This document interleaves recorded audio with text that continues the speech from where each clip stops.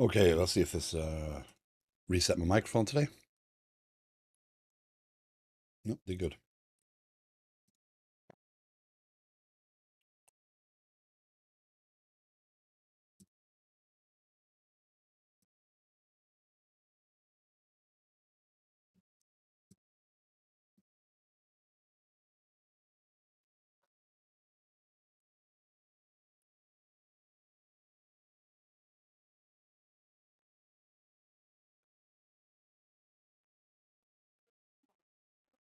So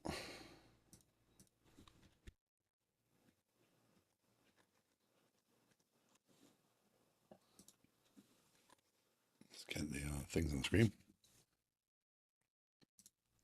I seem to be updating these every single day. Pardon me.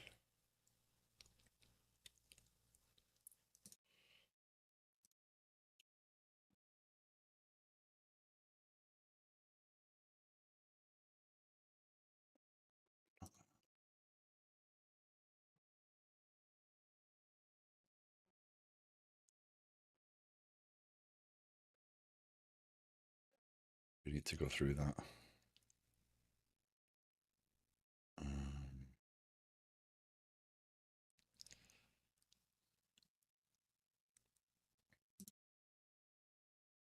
that's what I was after. Okay, let's have a look. When was this last released?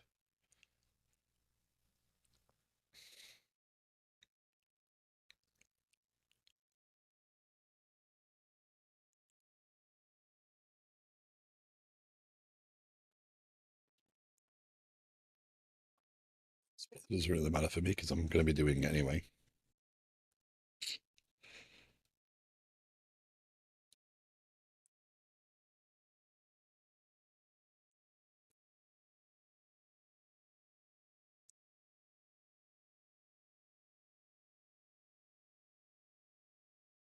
Okay, so 1.5 is the best. Is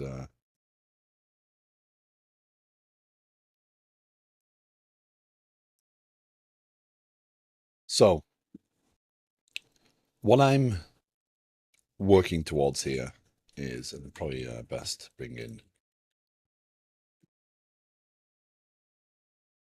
Oh no, I didn't. I didn't save my wonderful drawing.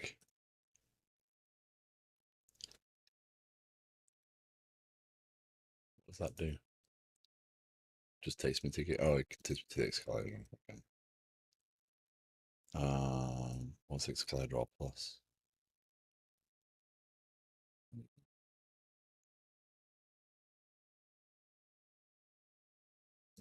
I think it'll be fine. Okay. Um, reset the canvas. Yes. Save to disk. Um, um, messaging. Well, we'll call this. So again, we'll start with the client. Go to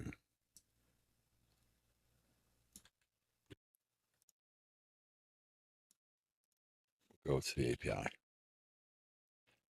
API goes to. Actually, I probably should represent this somehow differently. Um,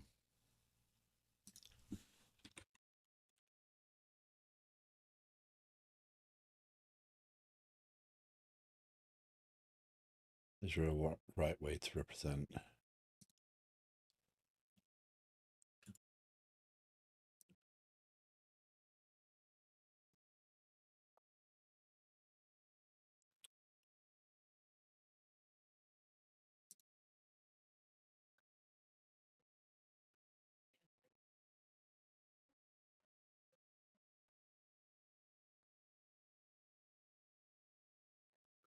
Worry about it. So let's go to. Let's change this up a little bit, and yeah. So this is over HTTP, right? And our view is published to from Kafka or through Kafka. Let's do that. Let's do Kafka. Now these are integration events.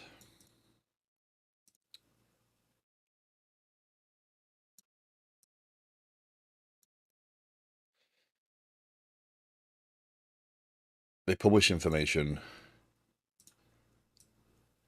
right? The view database has some level of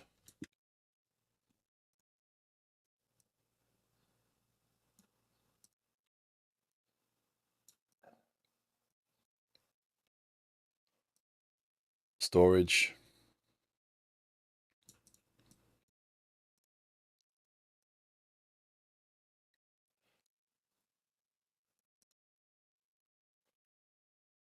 Do it that way. So messages, so data comes in through the client, it goes into the API, and it then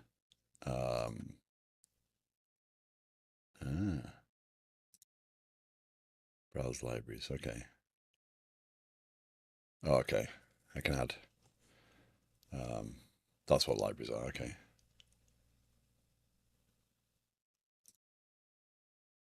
Domain storytelling, IT icons.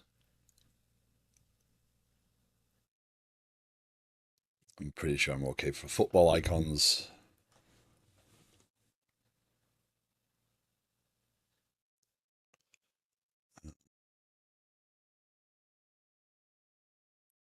Interesting.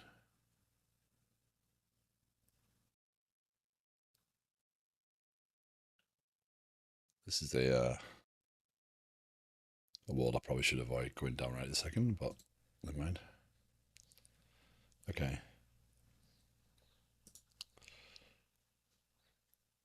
So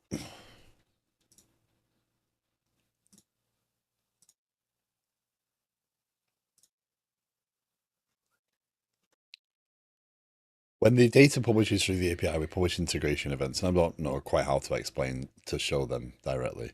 But we publish integration events and into Kafka, and the view consumes those Kafka integration events and stores its own data. What I now need to happen is I need an alternative here, which will be changes. And basically, changes would consume the Kafka events the same way as view. Well, it consume the same events as view, and it would decide what has changed. So one of the two ways I'm going to think about this is I need to parallelize this because good morning, Trap. How you doing? Um, so I need to be able to scale this out effectively because I want to be able to process all the changes as quickly as possible. I don't want to queue them up behind something as best as I can avoid. So I don't want one change processed at a time because if I have 10 people using the application and they're updating requirements and they're adding images and they're doing all sorts of other stuff, then I don't want those to be backed up behind each other. That would be a challenge. So changes should be parallelized as effectively as I can manage it.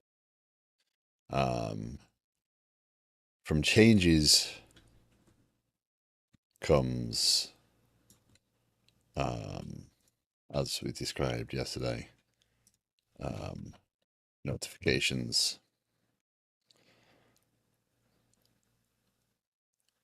Again through Kafka, right? So I'm at this point, I'm relying heavily on Kafka. I'm not using a message bus. I'm not using mass transit for this sort of stuff because I think Kafka is best for this sort of data. If these were actual, oh, this happened, by the way, or if they were more system-wide events, what like, oh, you need to react to this, or this changed, you need to do this, right?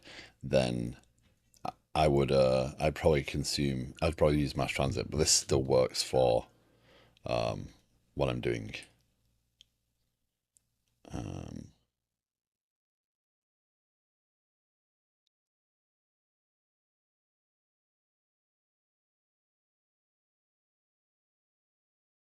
um, so I had something else yesterday as well, didn't I? We spent so long talking about other stuff yesterday that I kind of got distracted and shut the tab and lost the diagram I'd drawn. Um, if only it was on a board of some form.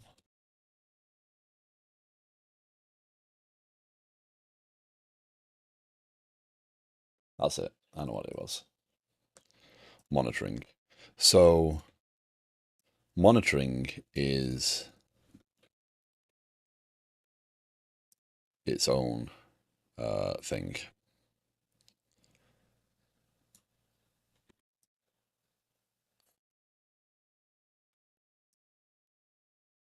Attach there. You attach there. You ping there. Right.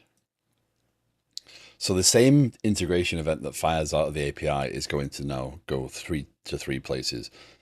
Um,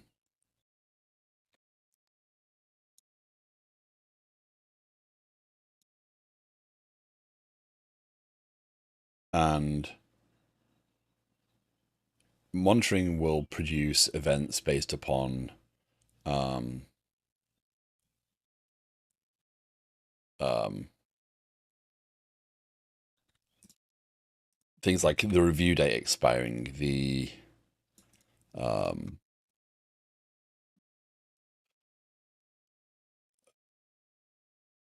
the item being stuck in a position for too long, not being active, not having any changes. So the monitoring service will run that. So it will store copies of the data and watch for those changes, um,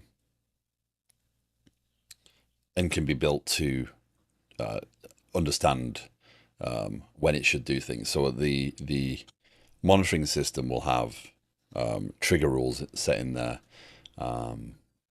that will publish the right events, I think, is the best way of doing that.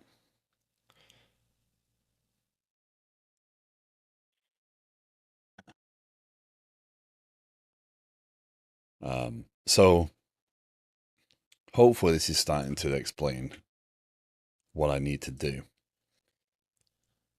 So monitoring doesn't need quite the heavy processing because it's not real time, right? It's literally watching for changes over time. So it can run in a cycle, it can check every 5 minutes, every hour if you really wanted to for certain things. So that's kind of still open.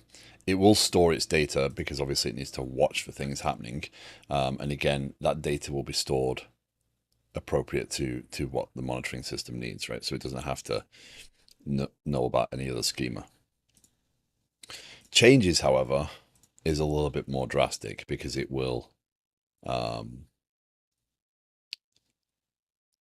it will need to process and work out things in real time. So here's the I want to say, okay, well, this object to this object comparison, the review date changed. I want to say um, the, the the assigned user changed. So I want to watch for certain things happening and trigger them out. I'm still in two minds whether I want to produce one event with all the changes that happened or multiple events for one for each change so that I can react to each change. So review date changed, um, assignment changed, description changed, etc. as events, or do I want to trigger um, planning item changed and then have a list of those events? And I can consume the planning item change and figure out what changed myself in the notifications. From a from a noise perspective, it would probably be simpler to consolidate them down because I know about them at once, right? Why publish 5 events when one can handle it and just have a list of the fields that changed? And the way I'm thinking of doing that is um, very much um, um, event. Um, so this would be my thought is this would be kind of liquid sky dot changes as a stream. The event would be planning item updated or planning item uh yeah updating manner. um Fields, so it might be something like name, review date, old, um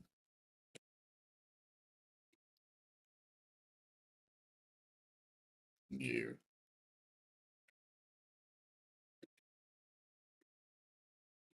right? So that should be changes, wouldn't it? So an event would look like that and tell me what changed. In the notification system, I could subscribe to certain fields. And I was thinking through how to do this yesterday. And at some point, I'm going to have to define, okay, here's what's available to you as a user to subscribe to. And here's how, so the notifications piece being separate is because the, um,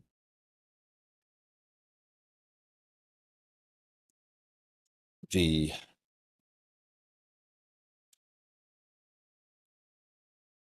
how I use the notifications will be dealt with in here, like how I inform people, whether I push notification, etc. So my next challenge there is whether I do this, right? Do I push back through Kafka notifications and leave the view solely responsible for that? Or do I hook in notifications as a because I could use something like Signal R, but I don't necessarily think this needs to be a full API of its own. You could extend this and add webhooks in front of it, which would allow you to say, okay, well, I can actually tell you can subscribe and get told, right? So notifications can be expanded, but right now the goal is to publish things down to the client, um, or make them available as a dashboard. So pushing back to view does kind of make sense. It's just kind of what does that look like? Um, Also, this does need its own database because it will be tracking the current state of all the entities, which is kind of, it does seem kind of weird because then we've got view that stores the entity, changes that stores the entity, and monitoring that stores the entity. But each one of these could use the data differently. We could store it in different context, right? So the changes actually could store it as a document DB because everything's just a document to this. It doesn't need a relational system because it's going to compare object to object all the time. So this could be something like a Mongo or Couchbase or something nice and quick to get because I've got a single record, I've got an identifier. So that is, I'm going to leave that arrow out right a second because I'm not sure notifications doesn't kind of hook in somewhere else. So that's kind of the path I'm heading down. Um, this is going to be a little bit of prototyping, a little bit of, well, a lot of talk because I'm going to have to think through some of these challenges on the fly. I can't predict everything I'm going to come up against. One of the things I did think about yesterday is kind of the outer sequence change publish, right? So for the changes itself, it doesn't really matter that the, um, let's say a requirement got updated and marked as changed before a planning item. Requirements right now are bundled underneath the planning item, but that can't always be the case because planning items themselves are going to be quite large and requirements are going to be um,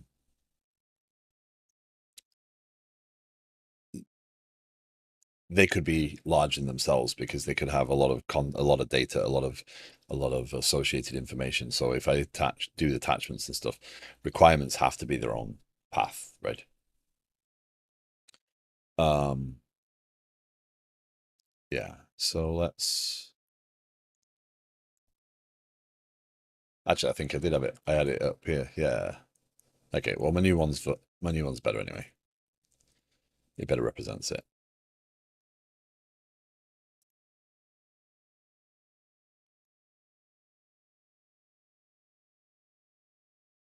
Gotta remember which browser I'm in.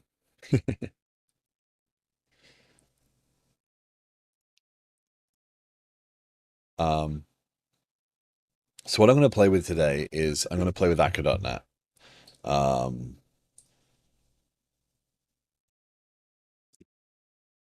Akka is a technology I've used briefly for the actor pattern. I'm still not quite certain um, how to best describe it, but from my experience so far, I can use the actors to kind of do um, parallel processing of things. So I can have an actor for deciding what has changed, an actor for producing the change, and I can hand them off and they can scale appropriately, which means I can get the throughput through that. The the way I've used it in the past, and again, you got to learn here, right? Is um,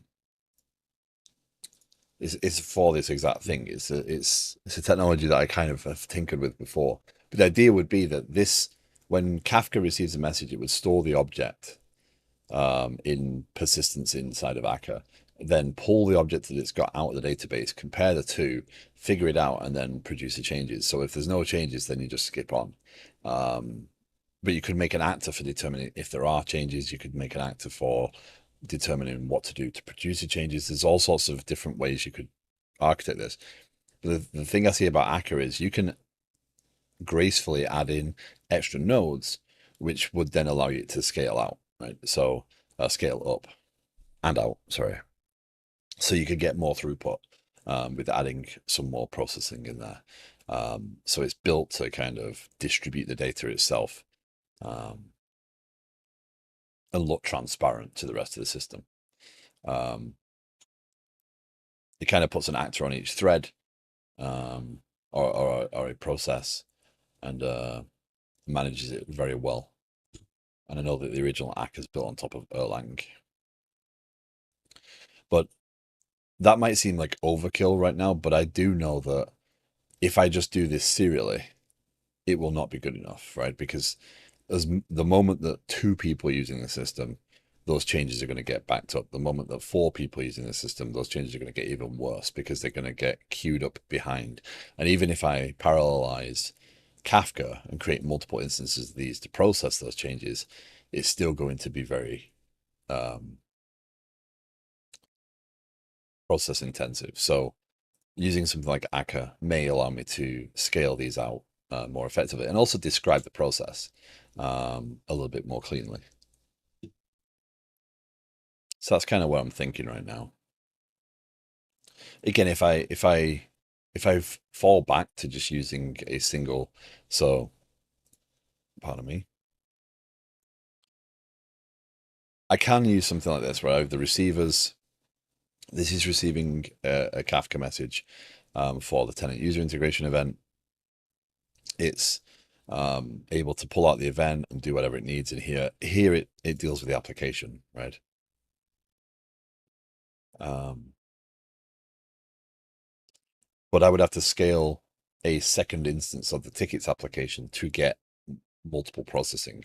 Because the way that Kafka works is a single consumer can only process one message at once.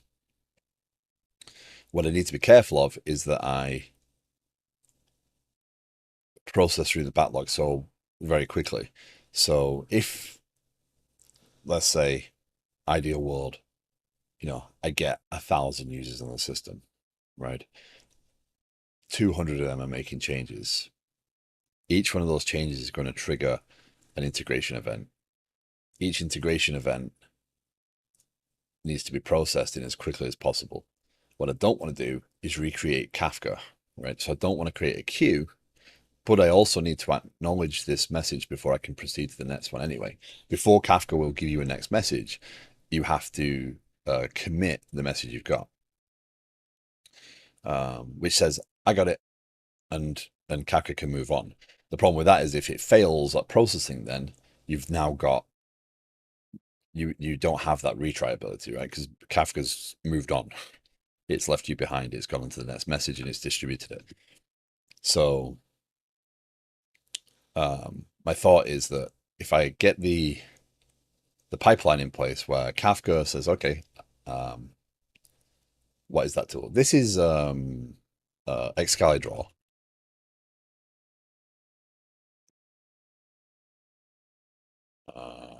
No,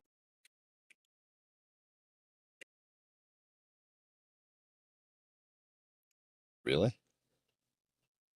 Seems I can't bring up the site.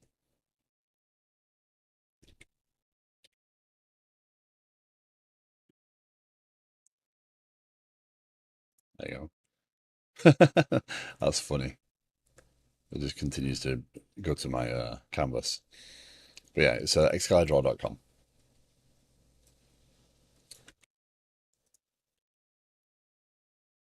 That should post into YouTube as well. Yeah, there you go.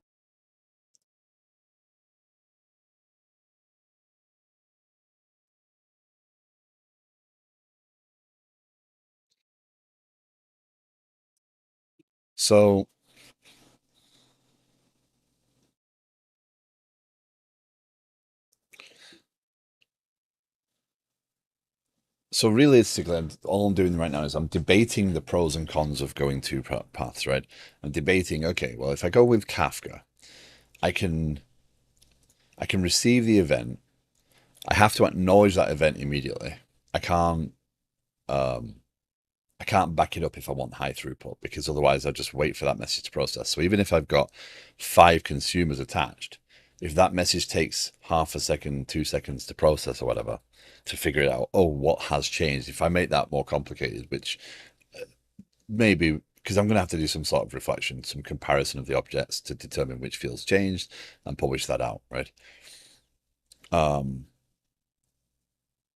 if I use Kafka, even if I can scale up the consumers or scale out consumers, I'm still tied to that. I have to acknowledge it. And if it fails, that message is gone. I can't process that change again, right?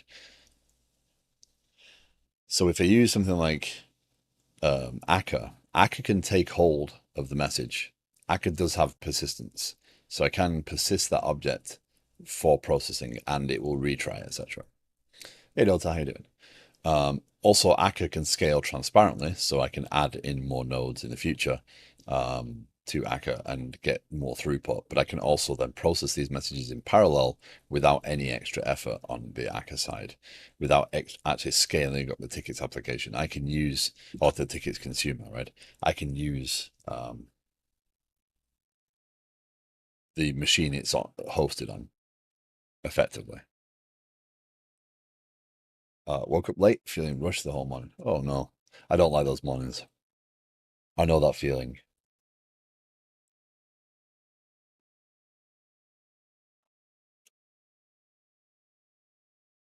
Hopefully it slows down for you. 6:20 a.m. Really felt like sleeping in. I, yeah, I, I woke up at 5 and kind of lolled around for a bit, and then I went for my walk at 6:20.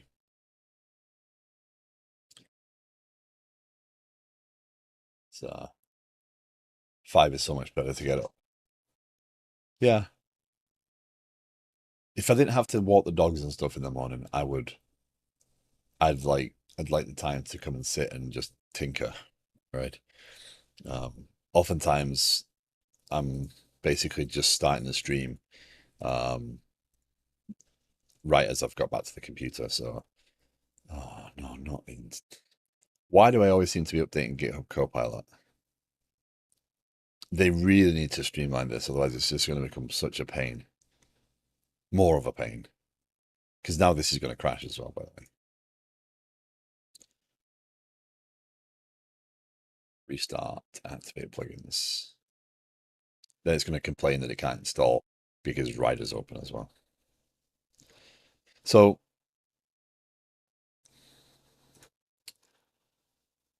I've been going to the gym first thing. It's similar to walking the dogs. Yeah.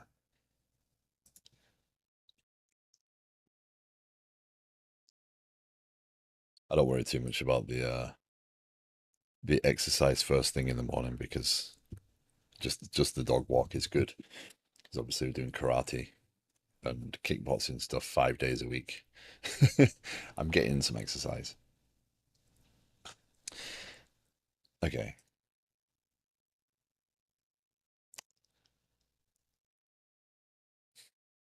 Yeah, me too. I'm I've been struggling for 3 years to get below that. I just need to weigh myself again to figure out if I've actually achieved anything. I don't like weighing myself too often because it depresses me. Yeah, but I'm similar in size.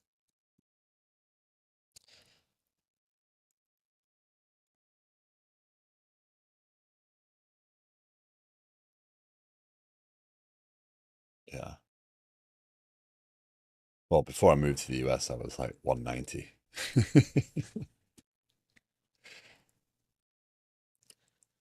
Yeah. Eh.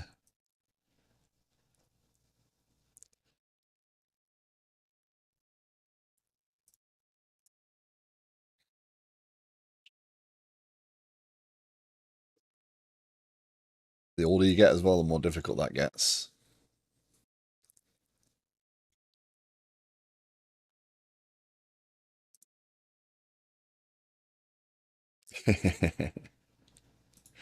Yeah, it don't get easier.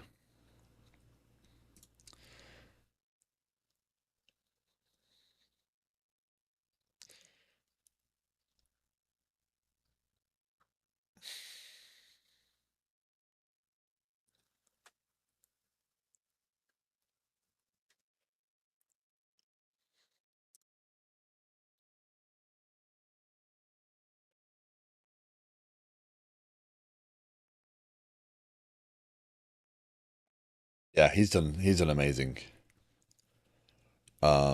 My challenge is food.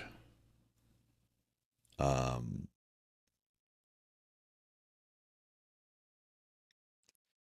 if I could cut down my food and the food that I do eat, cut out things like carbs, I would do a lot better. Yeah, but my problem is I'm not I'm not willing to give up on the energy that I get.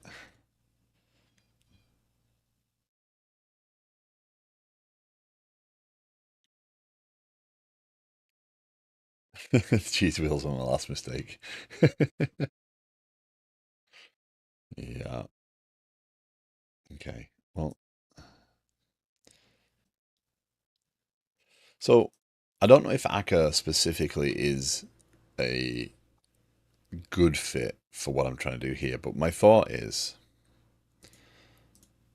a cheese is 400 to 500 calories and I'd eat the entire thing in a day. Yeah, my problem is like snacks. Like I like um um yeah, I like snacks. I was against it reading the title. So as you joined, I was kind of explaining the challenges that this faces, right? I could go and do this using the consumers right now, and it would work for my use case. But the moment a second user was using the system, this would be insufficient. So why bother with that, right? So because the way the Kafka works with its queue, right? I can't have um I'd have to scale out the number of copies of this class of this service to get throughput in Kafka. If I use something like Akka, I can offload the Kafka message into that Akka system, right? And then I can parallelize processing of that. So I can say, yep, I got this message, and use Akka persistence to hold on to this object. That gives me higher throughput at little cost for now, and this will deal with many changes.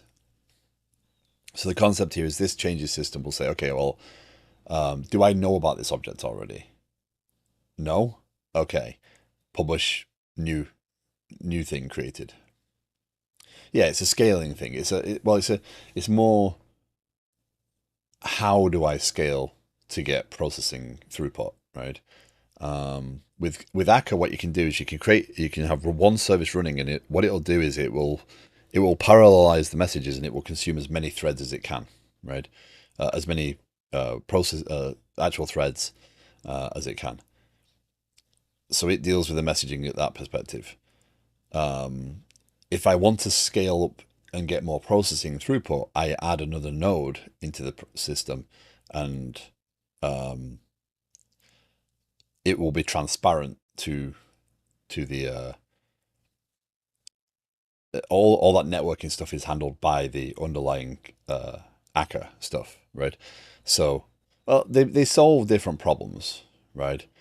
Kafka does scale very well, but the problem is the way that the Kafka messaging works is if I want to get twice as much throughput on my changes, I have to scale. I have to start another service.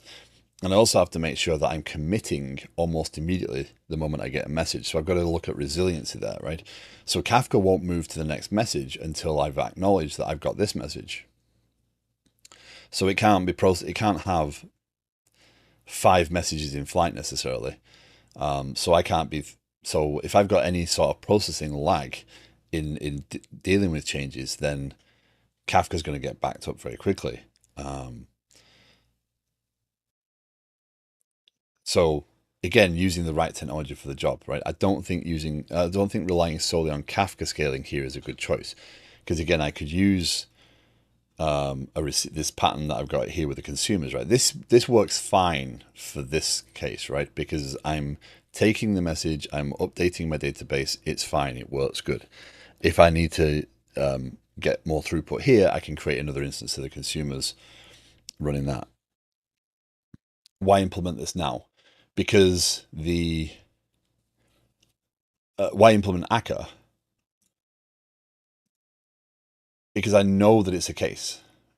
I know that I need higher throughput, right? Again, the moment a couple of people use this system, the slower that changes system gets, right? Changing it later is harder, because if I build it all around Kafka, where I put the logic, how I design the system changes quite drastically. So it's a lot more work later. So if I know that I've got to deal with the parallel throughput immediately, it makes sense to use the right technology.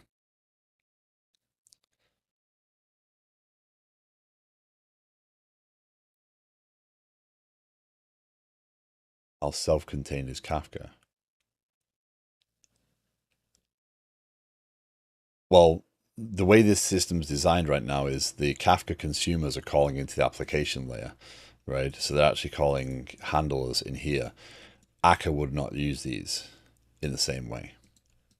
So I wouldn't have any reuse from these pieces if I changed over to using Akka. The Akka system would be built using the actors, and the actors would deal with the processing.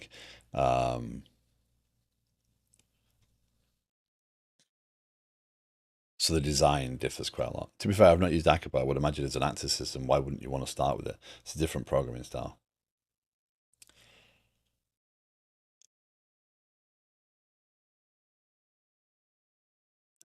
So I've used Akka to do something similar to this, so I know that it can do it, right?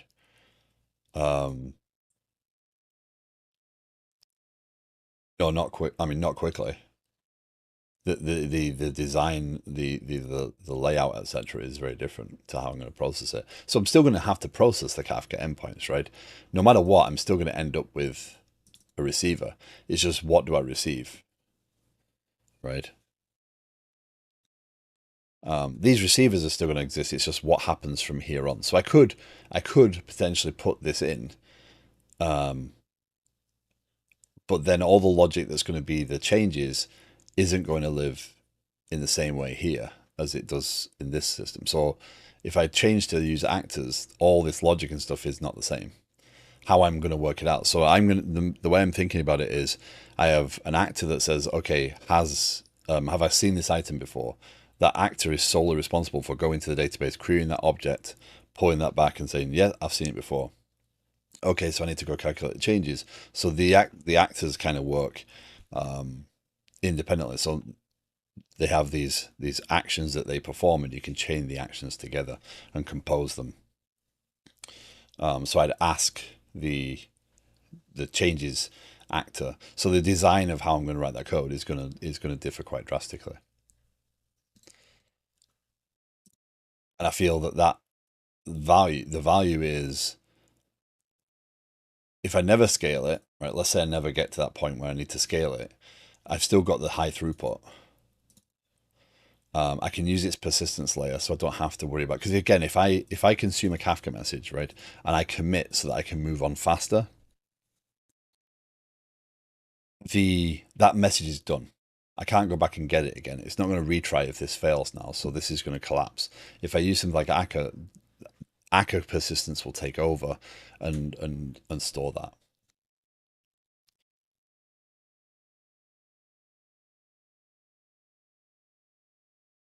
Just because Akka has a streaming data feature doesn't mean it's offering similar behavior to Kafka as a streaming data store exclusively. I wouldn't even consider them swappable things. I'm not really considering them swap. I'm personally not considering them swappable. I'm considering them how much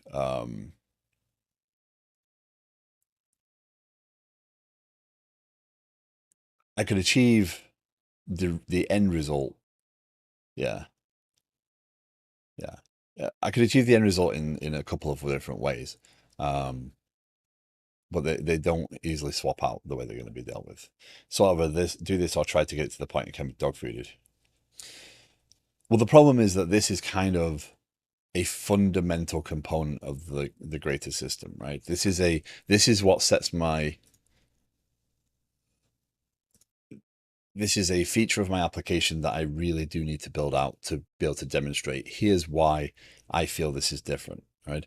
So dog food in the application effectively requires this feature, right?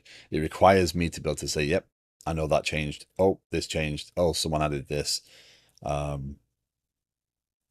It's the best demonstration for my vision, right? These review dates and those notifications are kind of what I'm leaning into as far as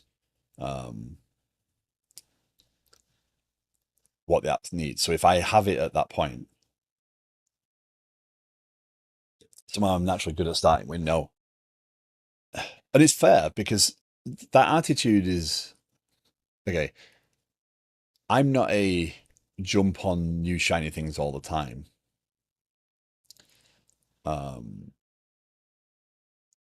But I'm also a big fan of picking the technology that works well and figuring out how much of it you need to know to be effective with it and what you need to know to grow into it, right? I'm not going to be an Akka expert overnight. That's not going to happen, right? Over time, I will gain more understanding of it. I still feel that it is a technology worth putting in here, because I've watched enough of it. I've tinkered with it. I have actually had this system functioning in a past in my past place, right? So this changes concept is not new to me. I just never got it completed, and the team that took it over didn't like the Akka thing, so they removed it. And now they have slow throughput. But um, I get the resistance to picking up yet another technology. Um, but if I'm going to demonstrate the system as I want to demonstrate it, then picking the right technologies and showing that I do really believe in picking the right technologies for the job is an important step, right? Using Akka is like using a different language. I just use Erlang, but Active systems are, in my opinion, superior when designed to distributed scalable platforms. Yeah, there's a lot of power to this. I have seen enough Akka demonstrations to understand. Um, it's very flexible, and a lot of it's taken away. A lot of it's just handled for you as well. Um, it's transparent, which is nice. Um, but again, I don't need to understand everything about it to achieve the basics, and then I can grow into using it, um, which will be nice. So you have different types of actors: receive an untyped actor. An untyped actor receives an object, and you have to kind of figure it out what it is, um, what you're passing it. I assume that's useful in the case of you could pass different things into it, um, and it has a general job. Yeah. The lack of usage of actor model in modern software is a significant contributing factor to the lack of scalability. It significantly changes how you write software and make distributed development much easier. Yeah, it's a hard. I find it as a hard model um, to get my head around. Um, I wish I'd never found this. Oh, why are you opening?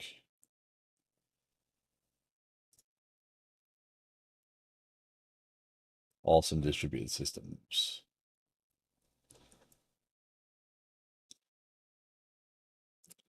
Huh. Yeah,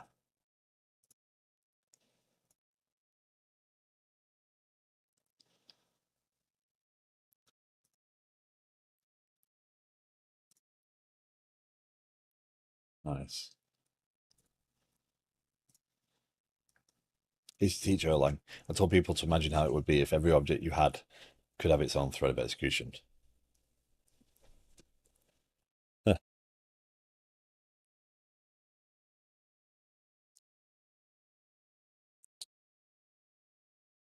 Yeah, so to me, and again, I'm happy to if I'm even getting these wrong, um, and this is about the learning, right? So to me, basically what I'd do is I'd have an actor that would process process an event from Kafka. It will um, by processing the event, it will acknowledge to Kafka, yep, I got it, and Kafka can move on to the next one. That actor will deal with, okay, do I know about this object? No, I don't know about this object because it can look it up in the database. It will then say, oh, I don't know about this object. Publish a new entry, right? Publish a new event, right? So that might be here. That might be event planning item created, right? And then that would actually be the planning item. No, it wouldn't actually be the planning item because you wouldn't care, right? Um, Otherwise, it's say, okay, well now could you go off and figure out what changed on this object? So the other actor will take over dealing with the actual changes. So it can it can hand off and you can write a workflow and compose that workflow, but that workflow is automatically multi-threaded. So now Kafka has already sent the next message has already come in, and Kafka and Akka's already dealing with that message. So if I've got a, a high core CPU, Kafka Akka can scale for that and be processing those messages at the same time. Again, I can use Akka persistence to make sure I don't lose it. So if the system goes down or errors, it will have its state and it will be able to resume when it starts up again. And we'll get to testing that. And I have been thinking about how I want to demonstrate the throughput abilities in some sort of integration testing. Um, do you use any of the open source feature flag systems? Realize it's derailed, but was asked about them the other day. We have looked at launch darkly at work. Um, You know .NET has a feature flags component in it, right?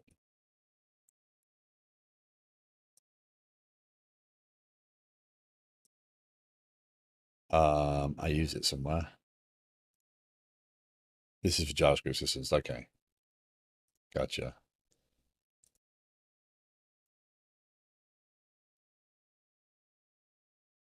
See, I don't.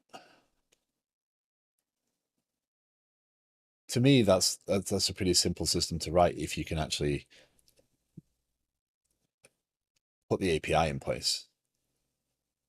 Because essentially, you could do. Where I've tested feature flags. I think it's on tenant management. Add feature management. Yeah, that's Microsoft's method. That's not mine. Um, yeah, but I extended with that, right? So you can actually do configuration on these as well. So to me, it's kind of an API. And you just ask for feature management and say, do you have this feature?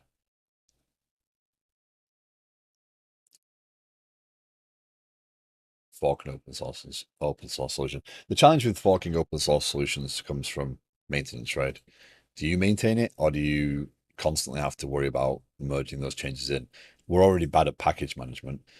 How good are we at merging changes into our own branched or forked open source stuff? Gradual rollout and deploy to a single user. Are too many features I don't want. Yeah, feature management does support um, distribution as well. It does support all sorts of stuff in there in the Microsoft feature management. So I'd be tempted to build an API against that and just ask it, hey. So I mean, Copper Bearded, my apologies. I did not say hi. I jumped over um jumped over Dota's conversation.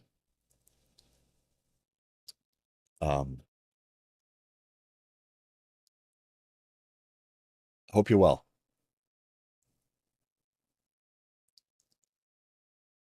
Per month. I don't know. I mean, I'd prototype it. You could probably prototype that out pretty quickly in a day easily, and validate.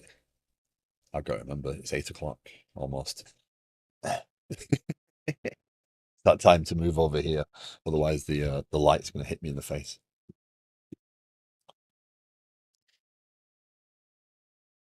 So I apologize for the line, the light streak down my face, but I can't. I probably need to move my desk like more to the right. No worries. I plan on asking my tech friend group if they've used any of the open source feature flag stuff. Yeah, yeah, it's yeah.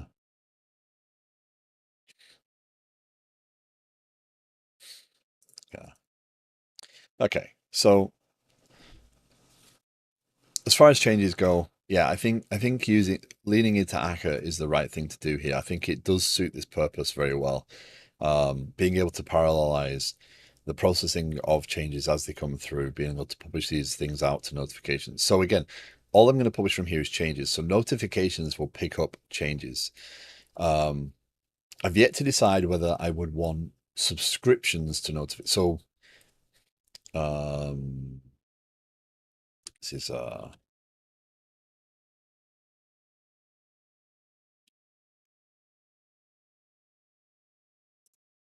does this work?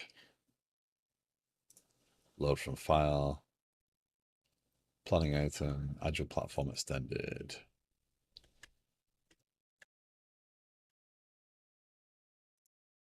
Ah, dang it. Can't have multiple copies.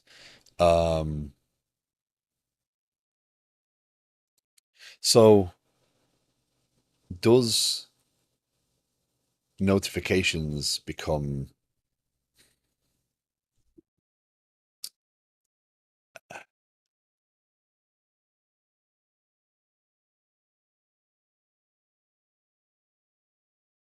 is there a layer of notification, a slice of notifications that lives at this layer, right?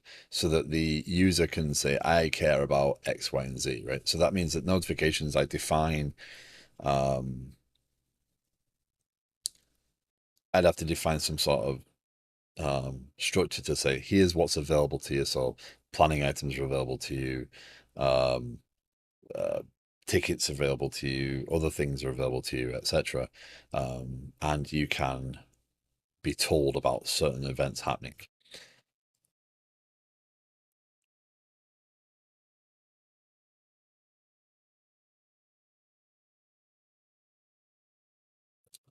So I think there is a slice of notifications ends up as an API layer. Then this is the old version as well. That should be stories.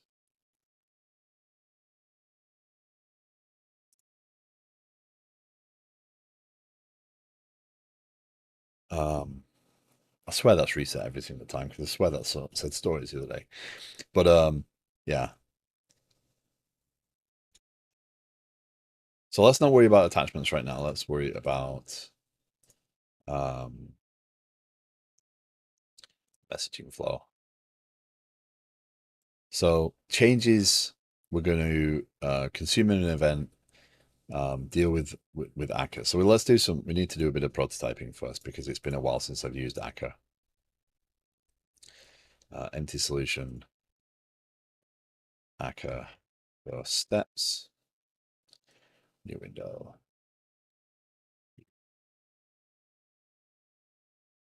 So I'm going to pull the Akka documentation off to the right here. If anyone's new to the stream, if you're just joining, you're more than welcome to ask any questions. You're more than welcome to, if you have any opinions or thoughts on the technologies I'm using, I'm always open to talk about these things.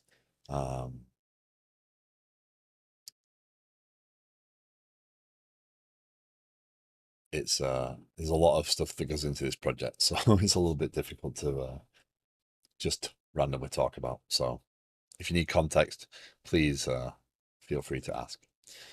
The distributed systems course from MIT is on YouTube. That's wild. That would be worth watching, to be honest. Just from my experience of dealing with distributed systems, having had the chance to sit down and talk with Udi Dahan, who's the guy that created End Service Bus. Talking to people like that.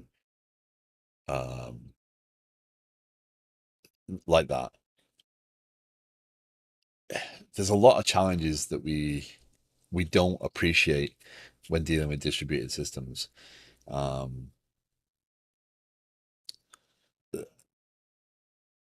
One of the things I actually have noted down, right? If I publish, if I post a bunch of changes to this system, I publish a bunch of integration events. So I've got planning items and tenants and all sorts of stuff coming at it.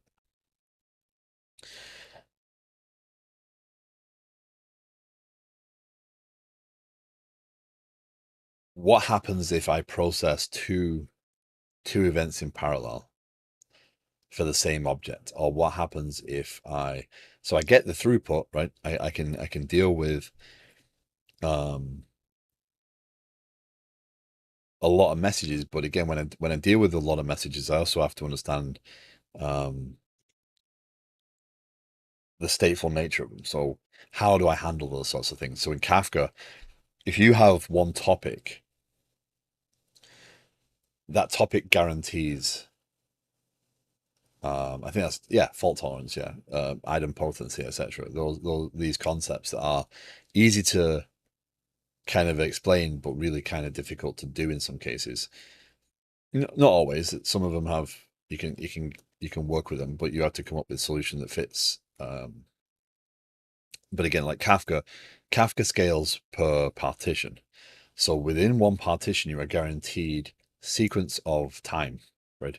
You will get them in the order they were put into the queue. So if you have a partition and you've got 50 planning items in there, you're going to get planning items in the right order.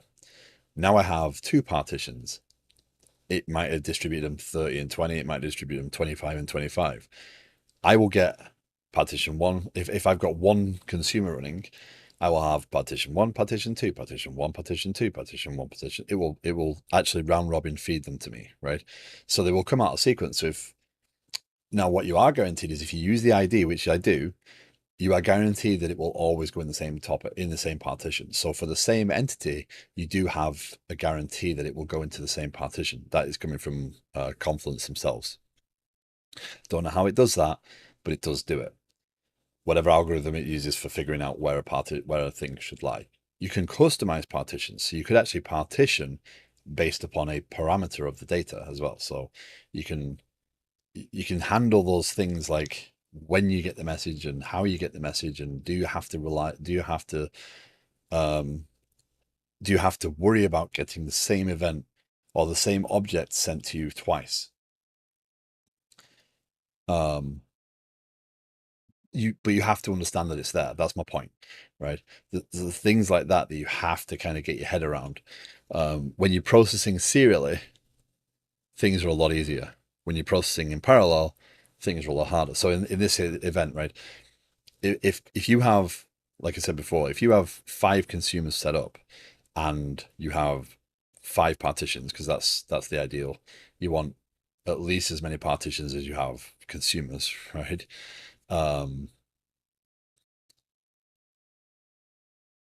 It will still round robin those partitions and hand them off to the consumers as they can process. But if they don't confirm, it won't move on. So again, you have to take ownership of that data. So there's a risk there, and that's what I was talking about before with this piece. I have to take the data and then rely on ACA persistence to take over ownership of that data, because the message has been processed. If this fails, this can't retry that message. But so there's all sorts of quirks and things that trip you up when you start to think in a distributed manner. And I can see how a lot of hacky code gets put in to try and deal with certain things. But it's why I can get by on my knowledge of Kafka and service buses and things like that right now. But as I grow this system, I will have to grow my understanding of those pieces and my competence with some of the technologies. Just I'll have to do it, right? My company is pretty heavily into distributed systems. It's as Trap said before, right? Um, it's it's a good way to deal with things. It's just a challenge when you have a serial world, and it's not something. I don't think it's something you can necessarily teach outright. I think you have to do to see it and to see the real challenges, because it's one of those things where the simplification is for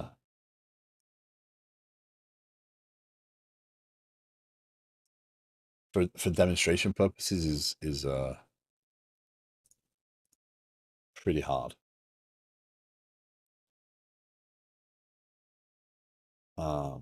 Structure out to ref.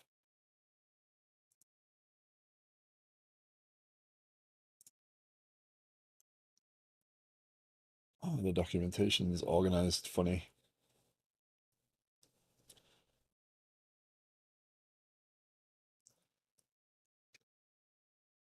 So the akka.net docs give you a bunch of code on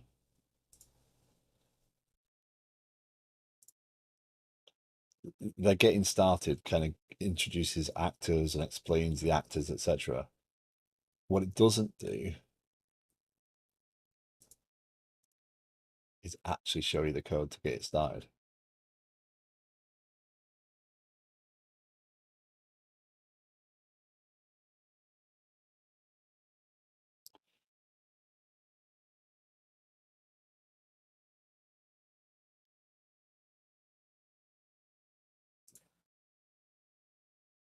So what I can do with this is kind of conceive the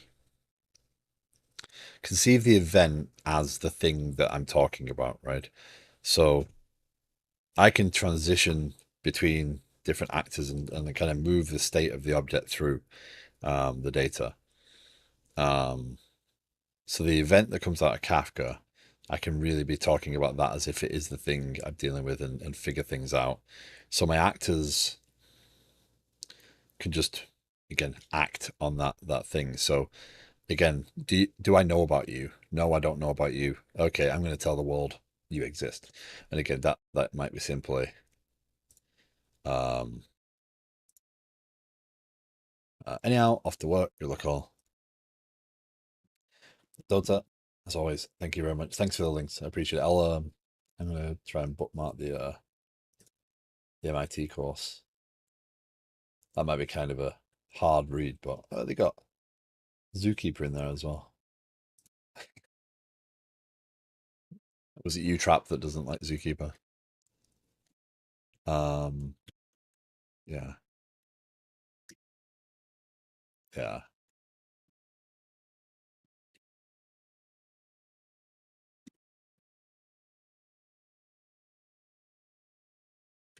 yeah. Be interested to know what you think. Maybe we can get a conversation about that.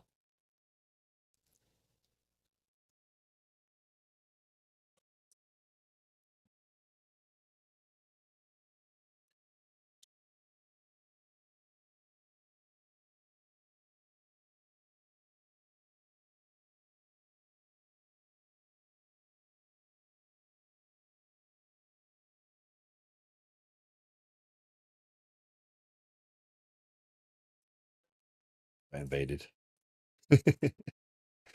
The dogs came busting in. Okay.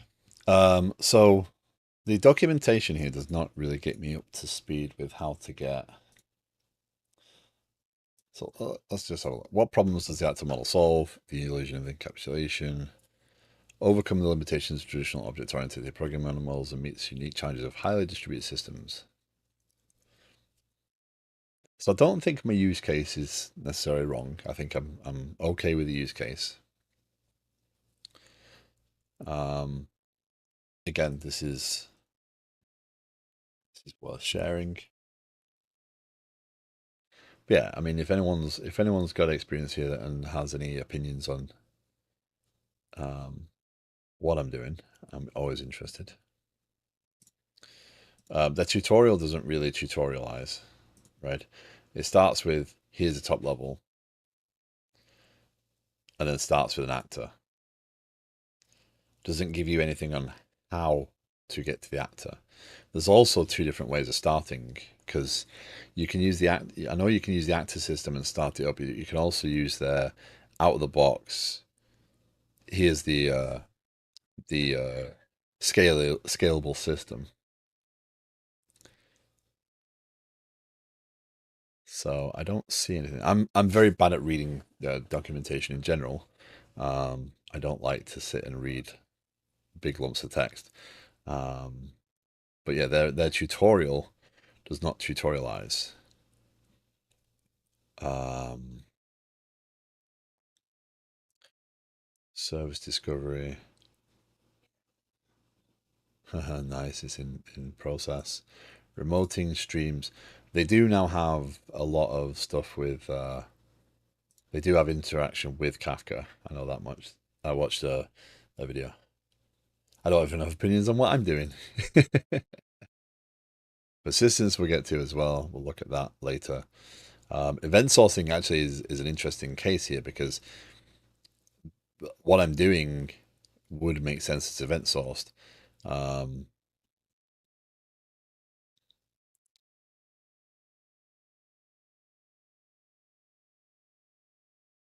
you done much code lately, Copper BD? Have you got any interesting projects in the pipeline?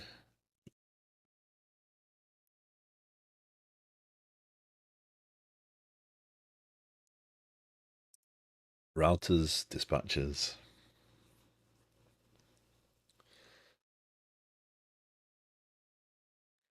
A router is a special type of actor whose job is to route messages to other actors called routees.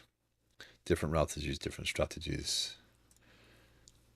Dispatch is responsible for scheduling all code that runs inside the system. Hey, Canny. Good day. How's things? we'll get into this stuff much later. What I'm looking for right this second is just an example getting started, like actually getting started. Here you go.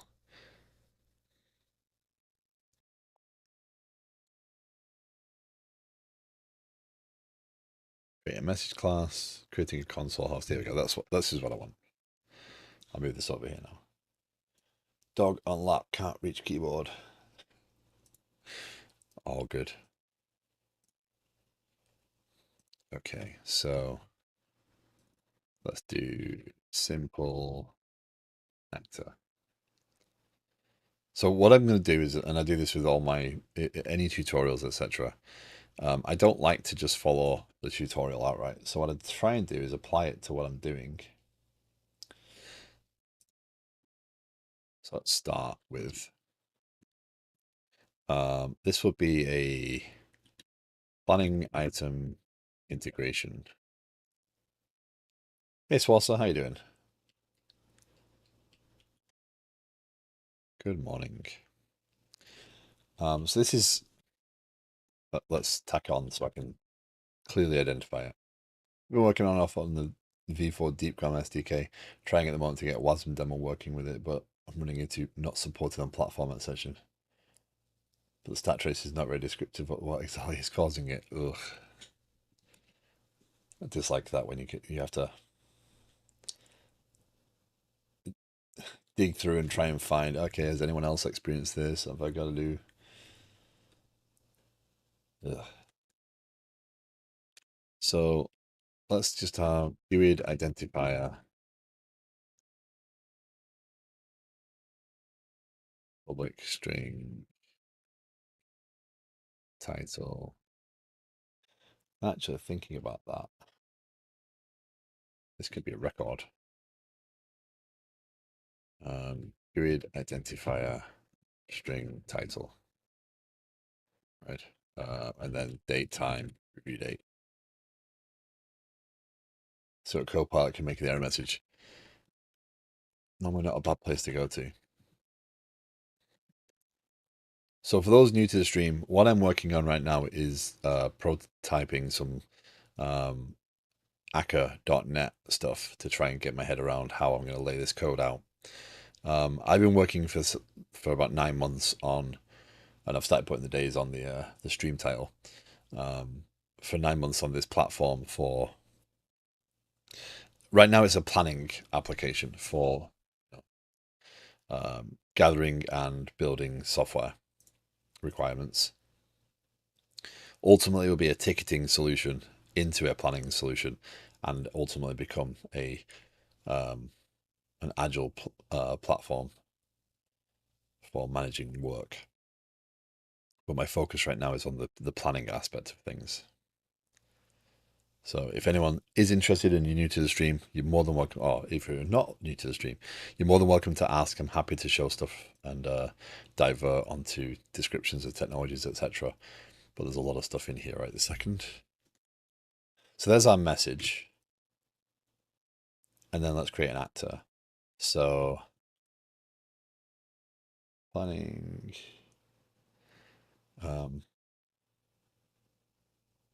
Interesting. Planning item integration actor. So a receive actor is a typed actor. You can tell it what you're going to receive, right? Sorry, Swallow, I don't allow links, so I don't see that.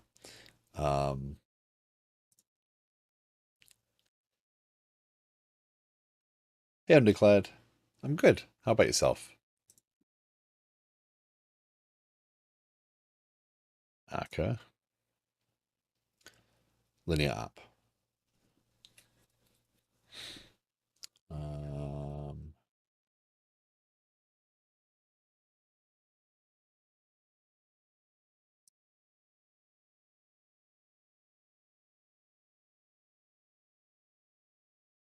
Yeah, I suppose it's similar. Yeah.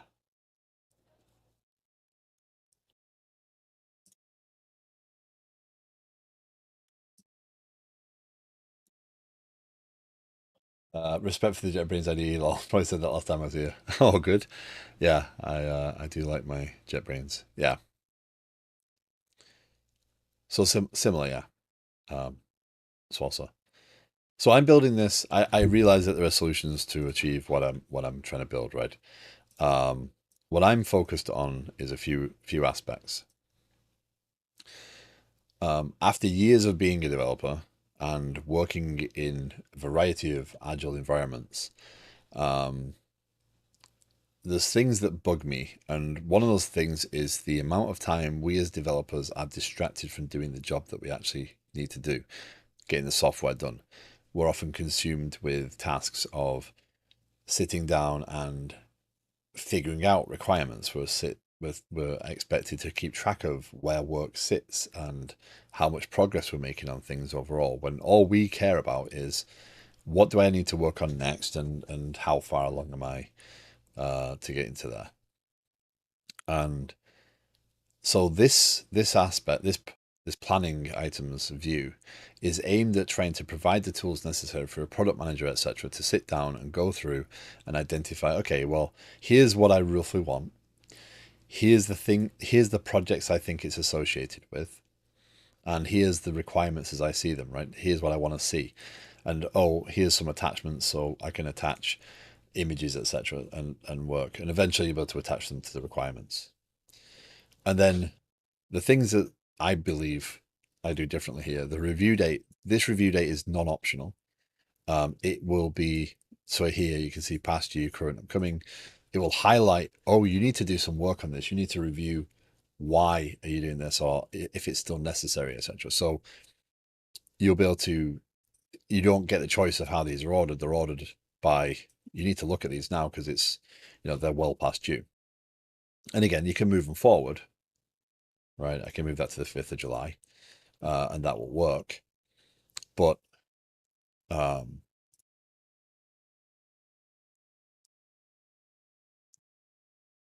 it's it's that's the focus. And now what I'm looking at is notifications. So when I change that, then people might want to know that the review date is updated.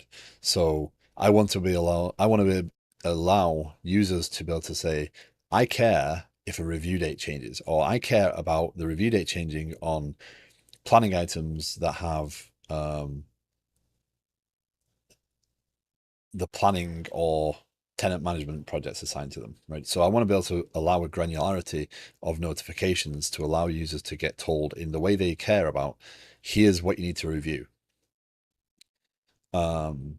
So I might want to say, okay, I want to know if an item is added to the system and it's for the story project, right? So I want to be notified of that, and I want to see it in a dashboard, or I want to see it in a pop-up notification. So the things I'm focused on are more visibility into the system. So yes, there's many products that do product management.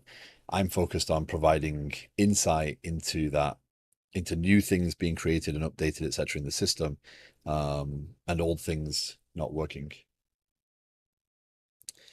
ATBD, greetings from O'Hare Airport. How goes it? It goes well. So you're flying to LA via Chicago, and you were in Virginia yesterday. Wow, fun. I hope you're well. I hope your travels are safe. So what I'm tinkering with right now is using Akka. So Akka is an actor model um, um, scalable system for using the actor pattern for.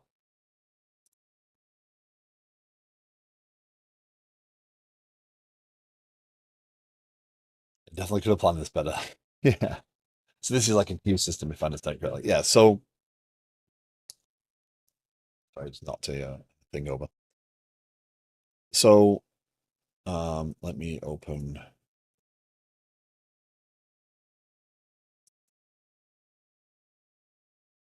So here's a rough diagram of my system as a whole, right? So it uses a lot of different technologies. Um, Kafka being a big component of it, right? So I have APIs that I write to. These have their own storage. They publish events into Kafka. Kafka consumes them. Other components consume them. This one being the view. This is a view DB, right? Realistically, I should represent that in this way. If I'm doing it the right way, I should move that there, that there.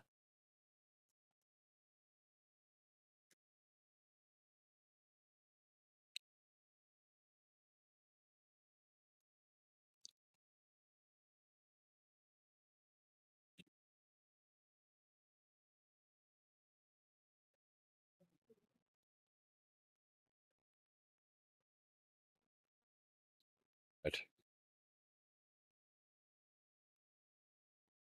So I consume events into this view system, and I offer a GraphQL API as part of this, right? That the client consumes.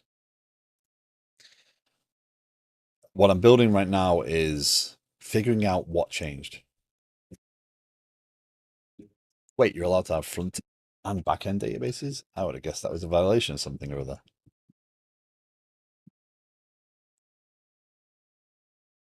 You can have whatever you want. Violation of what? So the benefit of this system is these are the sources of truth, right? These hold all the information. Their information cannot be updated externally. I can send changes in and they modify their database and publish integration events. So the readable state of the system is always possible to be recreated, right? It's going to create I'm going to have to create a lot of tooling to do that eventually for each instance that I need that data consumed in, but I'm going to have to produce something that allows me to take these out so I can recreate. So everything below the dotted line here is um is what's the word? Ephemeral? I think that's the right word. I can recreate its state just off the databases that make up the top level system. I would have presumed that was a code smell of some kind in terms of standard practices, but that's fair. So this is embracing CQRS, right? So command query responsibilities segregation. My commands go into the system, my queries come out, right? So this is all, you don't get in here, you don't get in here.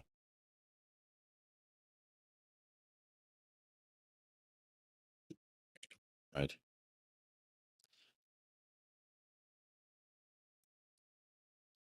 Save to disk. Yes. I didn't get the pop notification. This is just the whole architecture I'm unfamiliar with then, don't mind me. So the benefits of this, each of these databases only owns the data they care about, right? They don't care. Planning doesn't care about tenants. It has a tenant identifier on its data, but that's because that's associated with that user that created it, right? I can't join on tenants in planning and get tenant information. There's no real query use of this data store. It's just the data. Ticketing doesn't know about attachments directly. It might have an attachment ID, and similar planning does have attachment IDs in it, right? But these are the data of the system. The current state of the system is better represented by its view because it joins all these things together and it's responsible for creating a view database. So the benefits are that the data stores themselves that store the actual backend data can be optimized for the write. They can store information in an efficient way. They don't need to worry about their query usage. They're all inserts for the most part. The query side of things can be optimized for the query. So I've created views. I can put indexes on things that don't affect other things. I can worry about just the view concerns in the view database. I can also use different technologies for storage if I need to, right? So if I decide that attachments is actually best served by a document DB, which could be the case, I can just use a document DB for attachments, but the rest of the system stays on its technology, right? It can be SQL Server, it could be whatever. Is this modularity because of Kafka? The modularity is because I've spent so many years developing software in monoliths and dealing with the challenges that come with developing monoliths. It's a pattern that I've been growing to. I've started to embrace more and more over the last 10 years of my career. I love using Kafka. I think Kafka is a great thing, and I'd love to use it more. I'd love to get together with more people that understand Kafka as well, and be able to talk about some of the challenges I have and the things that I'm trying to overcome. But I like embracing Kafka because I like the ability to distribute things out, right? So if I open the latest file, which is my messaging flow. So this is a little bit more simplified, right? So the client goes to the API through HTTP, right? It posts data in. At that point, the API publishes, and the API being one of those specific pieces, planning items, tenant management, etc. It publishes the integration event. It doesn't care who sees that. It doesn't care. It's just publishing a planning item to a topic, right? It publishes the current state of that object as is accessible to everybody else, right? If it's got associated objects, that they'd be public identifiers, we're going to publish them separately, right? So if we publish another topic, it's up to the consumer to deal with, do I care about consuming this? So this is the current path through the view. So what I'm proposing now is using the same integration events to consume for changes and monitoring. Slight difference. Changes is live changes. Changes is, oh, this property went from A to B. This property went from C to D. Publish a stream of live changes out of the system, right? Monitoring is, oh, something changed. Okay, I'll reset my clocks, or I'll check on this data and react to that either in real time or on a schedule. So if a review date goes past due, right? So if this one now is in current, but now goes to past the current day, before the current day, after the current day, sorry, it will publish the event to say, okay, the review date's expired. You know, something needs to happen here. So it can notify people this review date has passed. You need to do something. So it could be the user cares about being told, by the way, you've got a review date on this and it needs to be looked at. Or a manager could be subscribed to that event to say, I care about review dates passing on items that have planning attached to them, and it tells them, and they've subscribed to it in terms of, I want a daily digest email, or I want a live notification, or I want an SMS, etc. There's all sorts of manners, all sorts of possibilities there. But leaning into Kafka very much, the changes will process a whole different set of Kafka events, and notifications will be able to deal with that. Monitoring the same, right? Monitoring and changes will be able to process those, but they'll be created off the same events that create the view, right? So this is why I like leaning into Kafka, because it opens up my world into a way I can stop trying to like square peg round hole a system to achieve two things. I can deal with single responsibility for each system. And that's why I embrace Kafka so much, because it gives me future expansion without any cost. Because once I've built it, it's there and it works. Kafka is a very reliable system overall from what I've experienced. Been working with it for 6-7 years at least.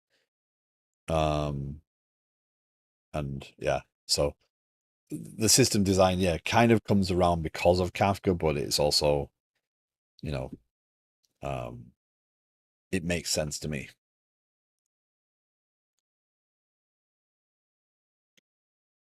So it helps if I actually include Akka. Worry about everything else in a second.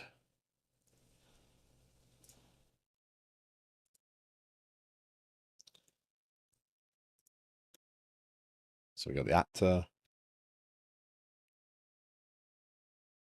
And then in the constructor here, This is actually specifying that it should receive the planning item integration message. Not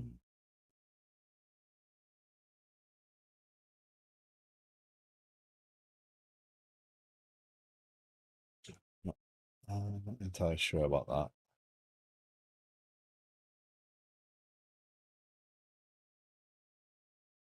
Yeah, okay, that's that. Message dot identifier. That will do that. And their example gives you pre-start and post-stop events. So you can actually know that this actor stopped doing what it's doing. And then what you do in here, actor system system equals create.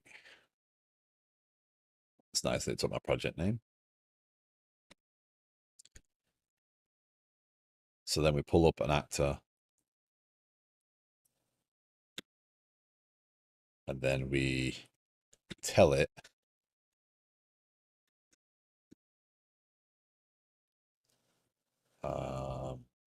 test datetime.btc now.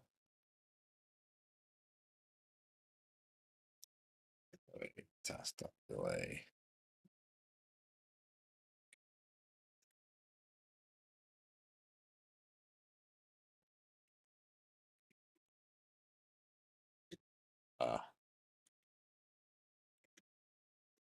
So you stop that one, and then await shutting it down.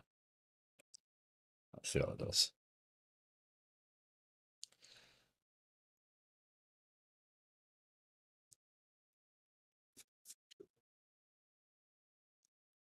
There we go. So if I don't receive that message, we do that. We'll still see good morning.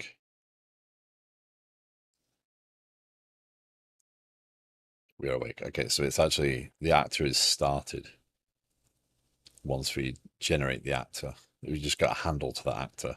So the actor's registered with the system, and I just have a handle to the actor. Good morning, Mr. Flux. How are you doing?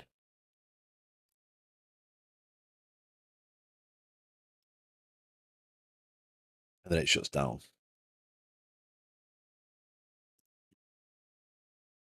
And yeah, this just tells it to do something.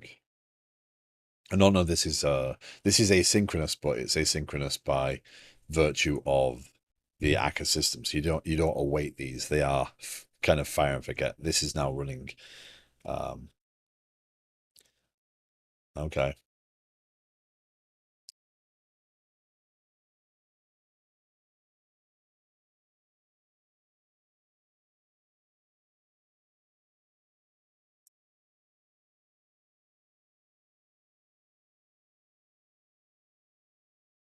Avoid the politics. I don't even want to go into that. Hi, Mojo, by the way. Did you I did not acknowledge you before, did I? Did I say hello? I'm sorry.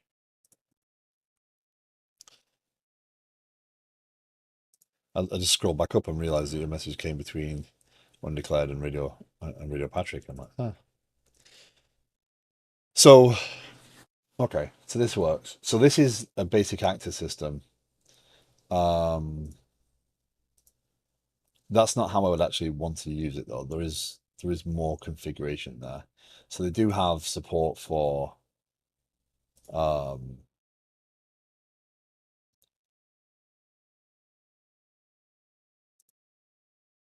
running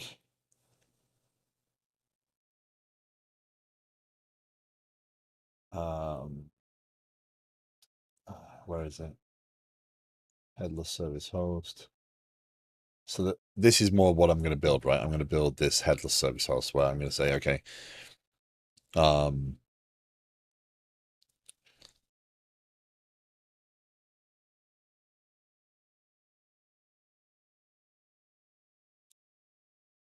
in web, the last time I did a queue system, it was JSON objects in a DB. Not bad, but nothing is clean. Well, so there's a lot of challenges in doing what I'm doing, right? Because there's a lot of different technologies in play. And I appreciate that that will, when it comes time to look at what does this cost, that's going to significantly add to the cost. But I want to develop the system in a way that I can demonstrate, because to me, this is not just about achieving a product. It's about building the system that I want to build and demonstrating that I know enough to build this and highlight this is what you can do. It is possible. So like Patrick before said, this can you have front and back end databases? Is that not a violation of some form? Well, no, it's not. It's perfectly acceptable to do it this way. And I don't really, I mean, I have a database that is consuming events that is the read version of the data, right? I've just separated the writes from the reads. I totally respect that. Built my own product and I got so much validation out of that. Yeah, so I want to take this to a good place. And if that means using a lot of different technologies, because again, right now, this project is, this solution is 51 projects. We have, here's the modules.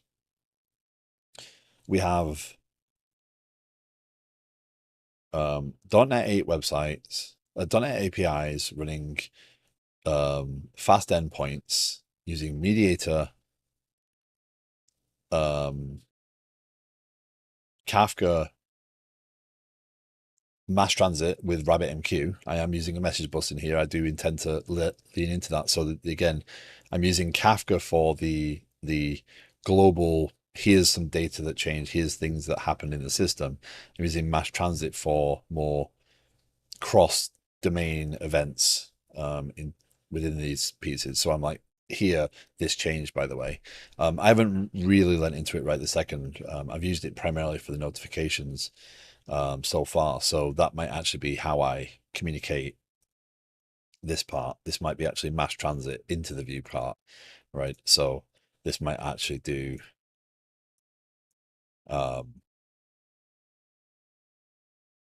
into there through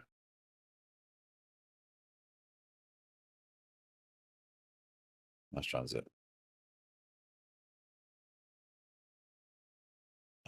That might be how that publishes into there because it might make more sense, but that's still in flux. So yeah, there's a lot of moving parts, but it is providing the system that I want to provide. It's providing the modularity. Again, I can change the technology of any one of these components. I can replace one of these components. I can rebuild. I can add a new component to the system and make it work with relative ease. These are all independently maintainable components. So it's embracing a lot of the stuff that I've learned over the years and the lessons I've learned from working in a variety of systems. So yeah. There's a thing I'm looking for. So persistence is another thing as well, right? So again, what I said before, Kafka, if I'm going to offload the message from Kafka, this is not an open source project. I do share components of it. So the Kafka components that I've created, they are available. And the message bot stuff that I've done. The problem I've got at this point is even if I was to open source this, right? If I decide, okay, I don't want to make this an actual product, I'll open source it. It's right now 51 projects with a dependency list of multiple services. So it's not something that's very easy to just pick up. I'm happy to demonstrate code. I'm happy to talk about things on stream, but it's just it's a little bit too heavy to just, you know, share on stream. I'll share in GitHub. But I do, if there's libraries that people see, if there's things that I do that people think are helpful, I'm happy to break out and make a separate library. So the Kafka extension stuff. This is my wrapper for Kafka, right? So this allows you to, and there are other libraries available, there's other things, but this is a wrapper around the Confluent components to basically say, okay, I want to configure the producer, the consumer, the topics. Here's how I do it. Here's how I create things, and also there's an outbox in there as well. So I have open source those pieces. And there's actually did I link it in there? I probably should link it, but there is a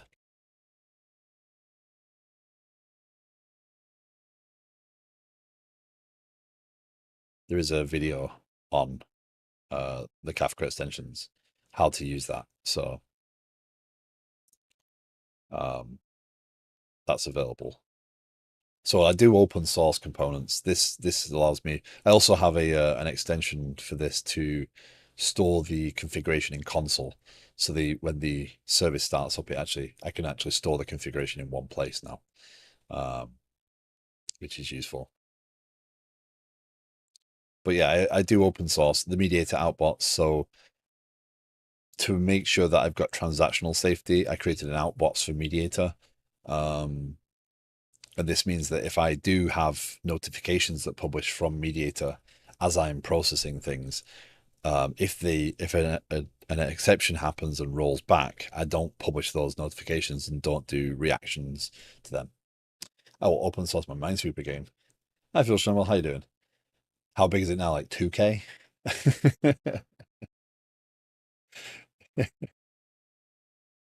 Yeah, I open source everything. So, I mean, again, if there's, as I'm going through this stuff, if there's things that people see that are useful, you are more than welcome to make a suggestion. And I'm happy to share components of this system. Just open sourcing this entire thing right now, it wouldn't help anybody because you'd need to know a lot to build it and a lot to run it. So it'd take me longer. And B, it it just wouldn't be useful as even as a demonstrator. I'm hovering around 496, but I'm adding back things I removed when I was desperate for space. Ah. So yeah. And also I'm more than happy. And again, on a bit of promotion wise, um, in my Discord, I currently have in the announcements channel, I'm planning on doing a community day, a 2 or 3 hour stream between the 4th and the 12th of July. Date yet to be decided. Um, Basically offering the chance to drop into Discord, and we can talk about this app, we can talk about technology choices or architecture stuff and just have a conversation, and we'll share that on the stream. If anyone has interest, you're more than welcome to jump in there and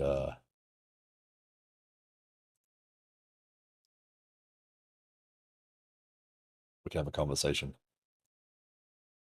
I'll hop off. Let the lucky dog needs more attention. Thanks for the stream, Kenny. Thank you very much for hanging out. I appreciate it as always. So, but that stream will be able to, I can answer more questions directly, I can talk about technology choices more in real time. And if that's successful, I'll probably do them more regularly. I have considered offering kind of the ability to sit down in a Discord call and go through this with people as well, because I think sharing it is important.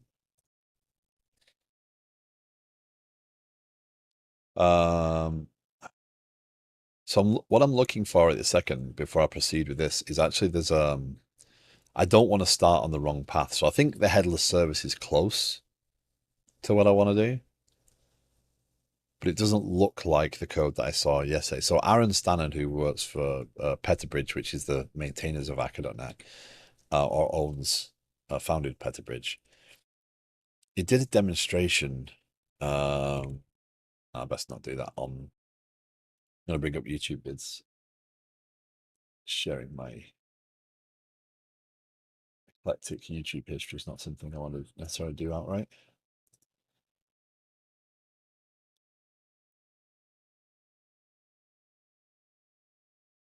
Is this what this is the thing that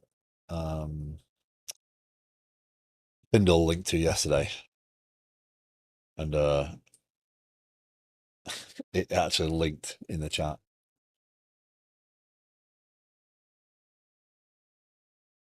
YouTube. Let me find the video that I was looking at. Why do I miss? Let me see streams. Page 3.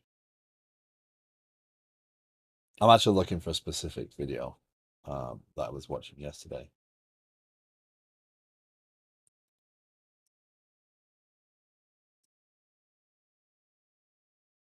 That one.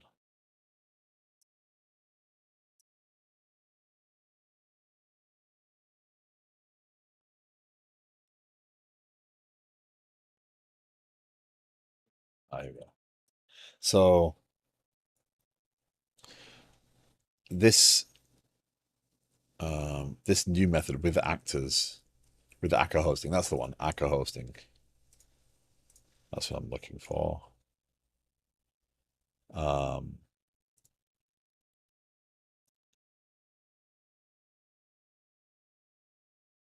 Actually, I recently converted my app in a short period of time to Mac because of ChatGPT. Did so much for Objective, did so much Objective C for me and filled in so much blank. Objective C. Hosting. So it's actually a separate library. Okay.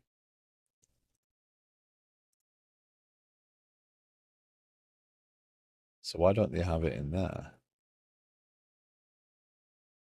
Promoting streams. So hosting isn't a list in here. That's not good.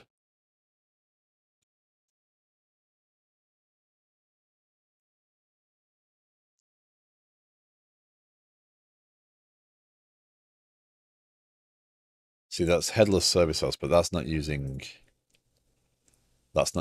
this Akka hosting recommended. So Akka.hosting, Akka.net. Let's have a look. Let's see if the documentation matches. Now stable. Okay. I do not know Objective-C now, but I can sort of work with it. So there's actually a clip of this that gets played in one line stream, and it kind of cuts off. Back in 2008/9, I was asked to create a first generation iPhone app for doing sales stuff. And I was asked to go off and figure out how to build it and deploy it. Just saying less than 30 seconds, we'll reclip. Okay, I was asked to build a first generation iPhone app for sales, and then I did not know Objective-C. I had to struggle through building an app in Objective-C, and I actually managed to do it in a couple of months and got an actual app that was released. And I was so proud, but it didn't. It had some issues, so they brought in an outside source who basically said it was garbage and needed to rebuild it all. So it was quite demoralizing, and that was what the clip was of, right? I was very demoralized, but I took from that. I learned a lot. I did something. I achieved something, and okay, it had a lot of problems, but it was memory leaks and things like that that I didn't know about in Objective-C, right? I'd been building with .NET for years, so yeah, I was I was proud of the output, but it was sad to see my efforts poo-pooed and the app just taken away from me, and I didn't have any chance to learn from it, which was the hard part there.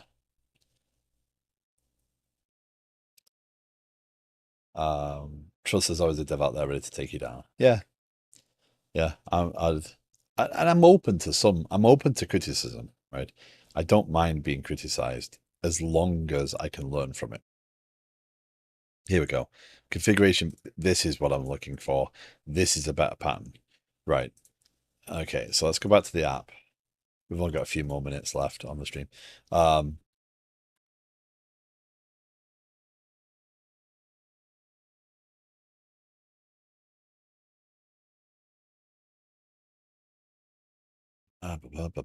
Okay. Hosting.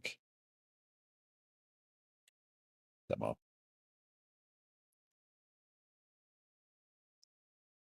Okay. So we're going to try and build upon this. That's right. Akka. We'll add in Akka. We'll add in Akka hosting. This is why I'm trying to foster a community where we celebrate each other's victories and accomplishments. There are plenty of other places to go to get abused in Ragdoll. I think, and on terms of fostering community, is Community Day, I hope. Don't forget to be there later on. Community Day is always awesome. Well, every stream is awesome, but I like Community Days when people start to engage and talk about stuff. If it's not apparent from being in this stream, I do like to talk about stuff.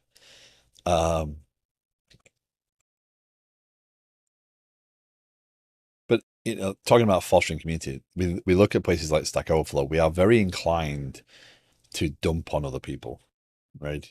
It just seems to be our thing. Well, all communities have that that I've found.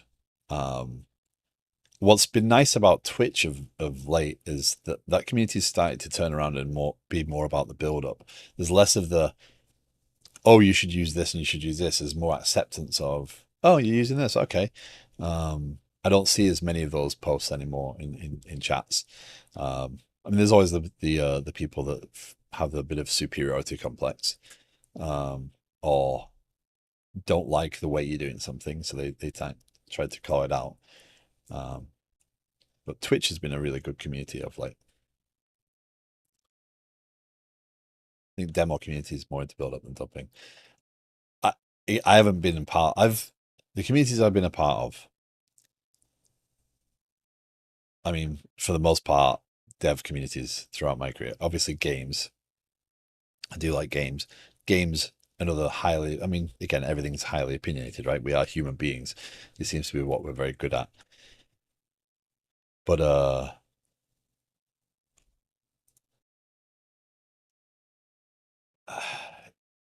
it's I don't mind having criticism. I don't mind being told you're doing that wrong. But if you're going to tell me I'm doing it wrong or you don't agree with what I'm doing outright, then how would you do it differently, right? Let's have a conversation about it. Let's learn each other's points of view and move forward. Because again, this application to me makes sense. To other people looking at it, it might seem like a complete mess with a whole load of unnecessary technologies. But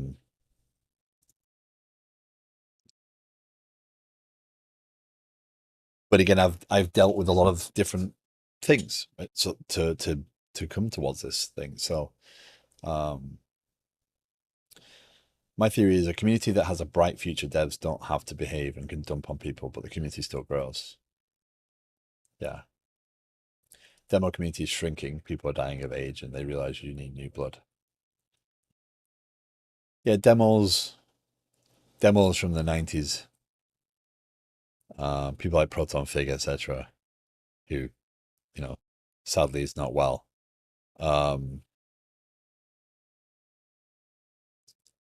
There's a different culture, a different place, I think.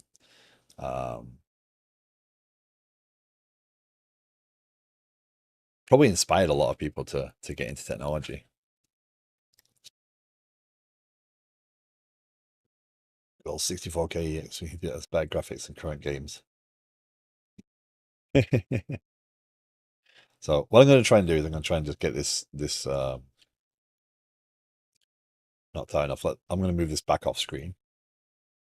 So yeah, if anyone's new to the stream, you're more than welcome to ask questions. That's kind of the point, right? I don't want this. I'm really keen to not make this. Probably need hosting there. Microsoft extensions, the hosting, abstractions. Don't know if I need Windows services in System D anymore. I think I might. Let's just go with that because it should build a console application anyway. Host application. What is it? Default application. Host builder.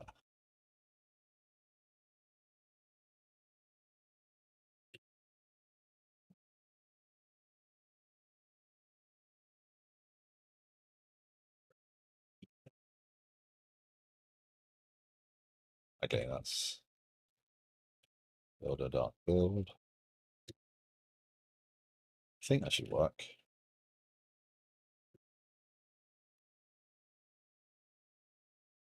How I use a keyboard. Badly. Okay.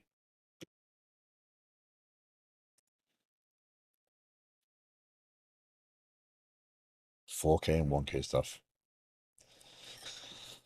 My mind doesn't work with that. Okay, so what they've got is services.add acca.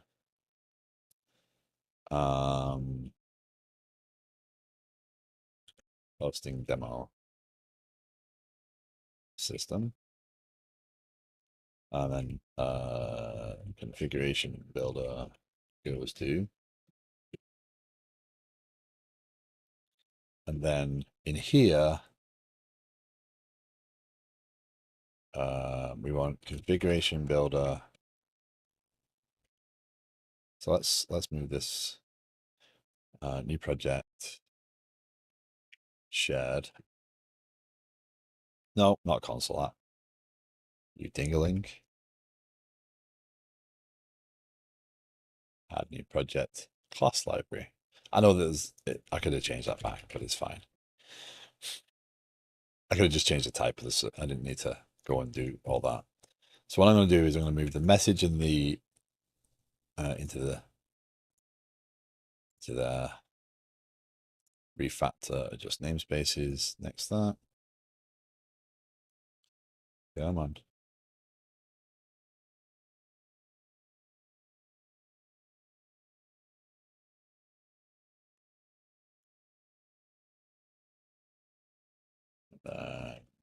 Install package acca. Port. There you go. So then we're going to do add actors. So they actually have I assume you can do an add actor. Yeah, you can add a simple actor or add actors, and this is system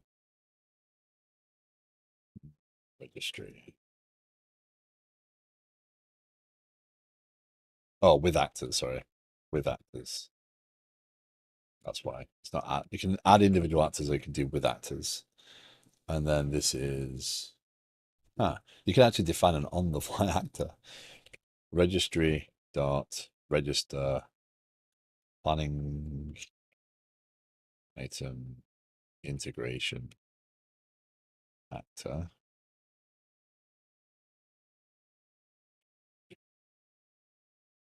So that's the actor ref.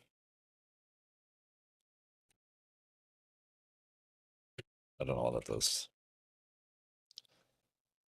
That's similar to that, right? The actor ref there is.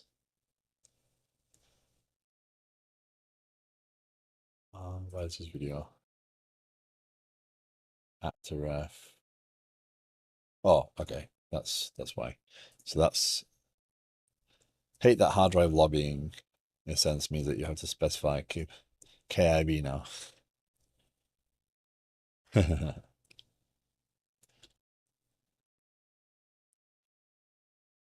Not that one. I want basically I'm doing find the right context.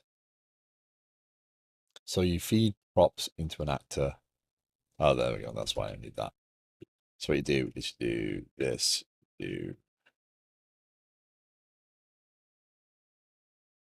system.actor of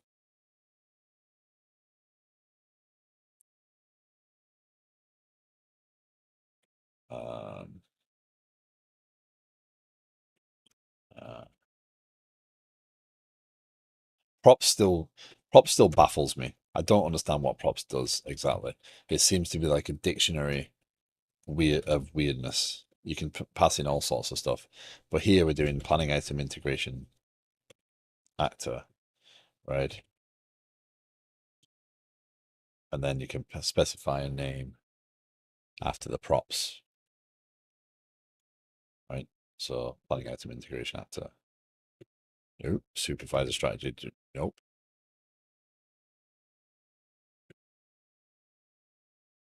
Yeah, name. So that's registered the actor now. 1,000 instead of 1,024. Yeah, the different perspectives of looking at it. Yeah, of interpreting the data. I just use the wrong thing. It's fine.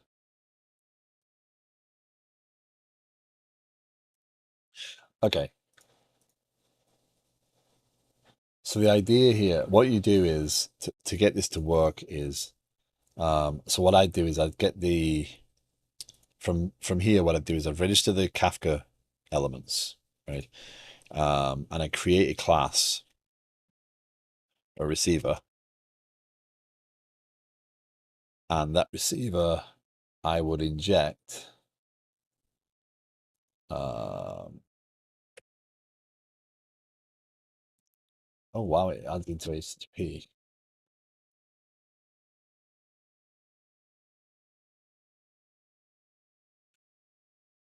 So that registers the actor.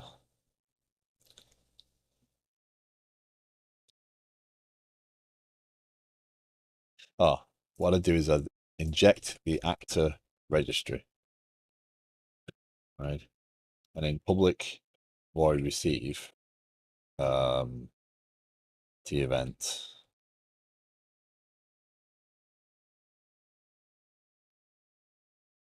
t event event. I would do registry dot get, and here I'd ask for the actor. So this would be planning item, integration actor.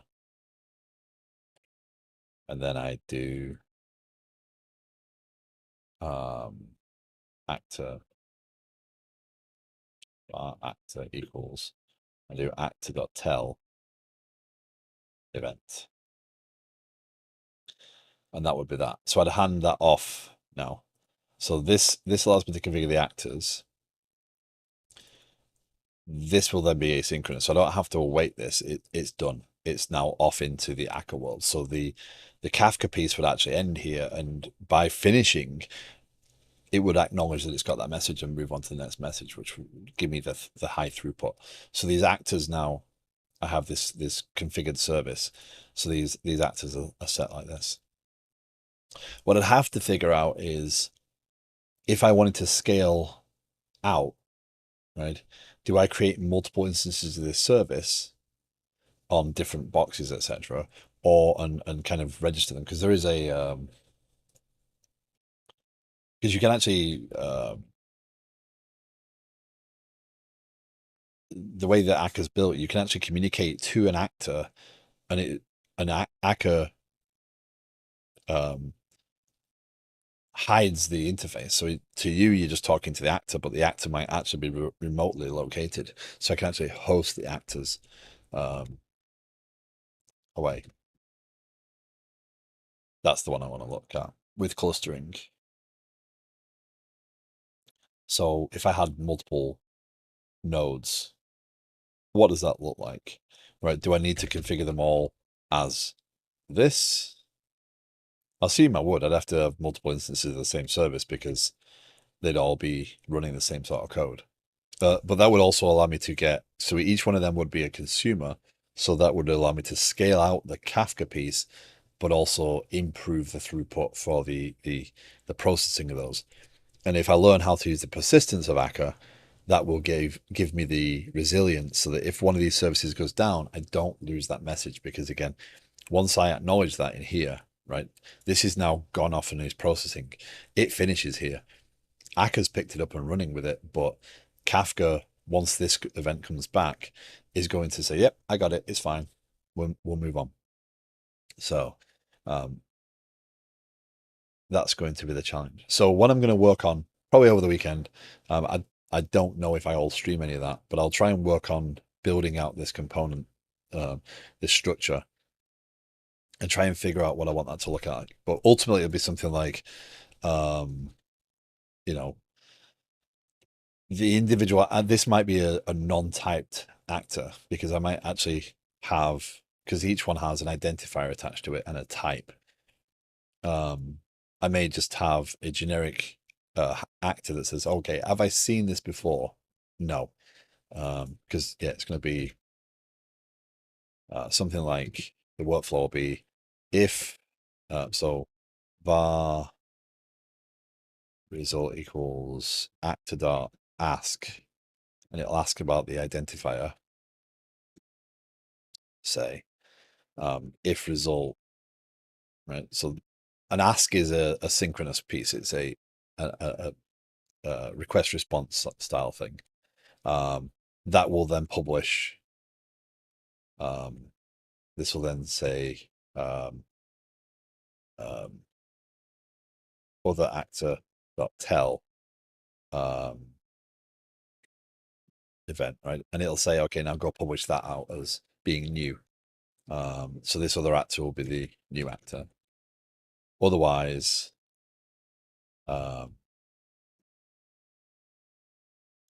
changes actor dot tell event, and that will go off and do that. So the first level will decide this, and then it will pass it down to the next level. If the beauty of that is if Akka fails to do the changes, it will fail up and it will go back up to its parent and say, okay, I've had a problem. Let's go with that again, and it'll try again. So there's resiliency built into that. So if I get the persistence layer in there, then I can trust that this is not going to lose data, and it will keep processing even if the service was to die.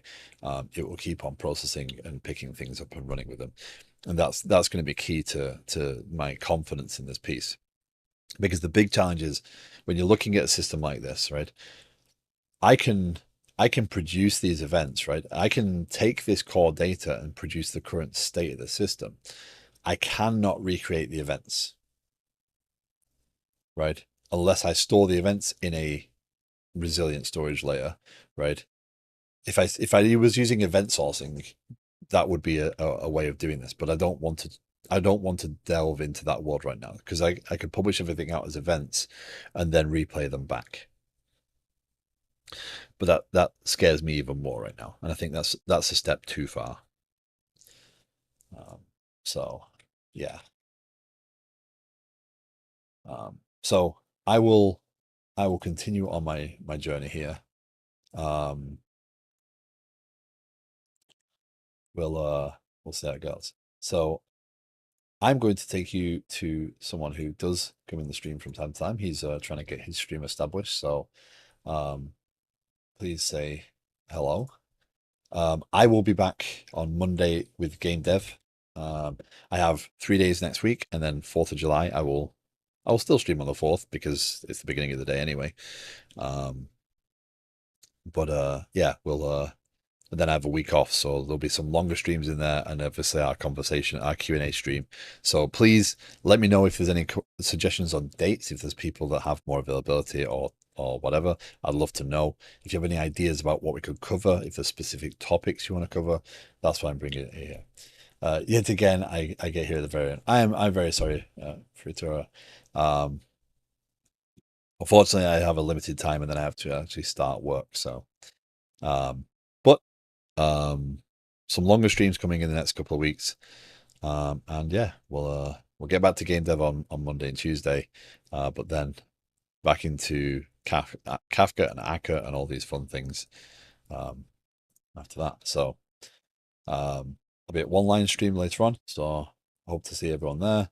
And let's go see Coding Craftsman for right now. Hopefully he isn't finishing or anything, but let's go right over to him. So please give him some love. I'll see you all again soon. Take care, all. Thank you. And again, I have no ending screen. I need to get my screens, and I also need to get the music because I have copyright issues. It's a 2-hour stream. That's the problem on my end. Calm down with the longer streams. Well, streams in different time zones is more challenging. 2 hours is a good length, I think. But yeah. And I did shout out, didn't I? I went raid. Mate, raid. Let's go raid. That'll help.